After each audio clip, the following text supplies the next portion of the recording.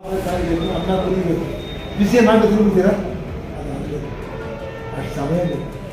ಅಂದರೆ ಆಗೋ ಸಮಯ ಇಷ್ಟು ಹೇಳೋದು. ಏನು ಹೇಳ್ಬೋದು ಅಂದರೆ ಇಸ್ಮಾಲ್ ಕಡೆಗೆ 3 ಕಾನೂನು ಮುಟ್ಟಲ್ಲ. ಹಾಗೆ ಮುಂಚೆ ಎಲ್ಲರಿಗೂ ಎತ್ತರ ಬರ್ತಲ್ಲ 3 ಆಮೇಲೆ ಸೋಮವಾರದಲ್ಲಿ ಮತ್ತೆ ಮಲ್ಕೊಂಡ್ಬಿಡ್ತೀವಿ, 6 ಗಂಟೆ 7 ಗಂಟೆ ಮಲ್ಕೊಂಡ್ಬಿಡ್ತೀವಿ. ಹಾಗೆ ನಮ್ಮ ಶಿವಕುಮಾರಿ ಅಲ್ಲ, ಅವನಿಗೆ ಕಾನೂನು ಎತ್ತರ ಆಗಿ ಸೂರ್ಯ ಬರಬೇಕು, ಸೂರ್ಯ ಬರಬೇಕಾಗುತ್ತೆ. ಅದು ಯಾರು ಒಟ್ಟ ಆಗ ಈ ಕಾಲದಲ್ಲಿ ಯಾರೋ ಪಾಪ ನೋಡಿ, ಅಧಿಕಾರ ಇಲ್ಲದವರು ಅಧಿಕಾರ ಬೇಕಂದ್ರೆ ಅಪಾಪ ಮಾಡೋದು ಸರಿ. ಆ ಅಧಿಕಾರ ಕೂತವರು ಬಿದ್ದೋಗ್ತಾರೆ, ಕೆಟ್ಟ ತೊಗೊಂಡ್ಬಿಡ್ತಾರೆ, ಮತ್ತು ಬರೀ ವ್ಯಾಪಾರ ಮಾಡ್ತಾರೆ, ಸಂಪಾದನೆ ಮಾಡ್ತಾರೆ ಅಂತ ಹೇಳೋದು ಸಹಜ.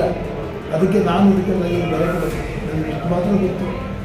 ನಾನು ನೋಡುವ ಪ್ರಕಾರವಾಗಿ ಈ ಸದ್ಯದಲ್ಲಿ ಕಾಂಗ್ರೆಸ್ ಸರ್ಕಾರ ಬೀಳಲ್ಲ ಅಂತ ಹೇಳಿ ದತ್ತಾತ್ರೇಯ ಸ್ವಾಮಿ ಬೀಳಿಸೋಕ್ಕಾಗಲ್ಲ, ಬೀಳುತ್ತೆ.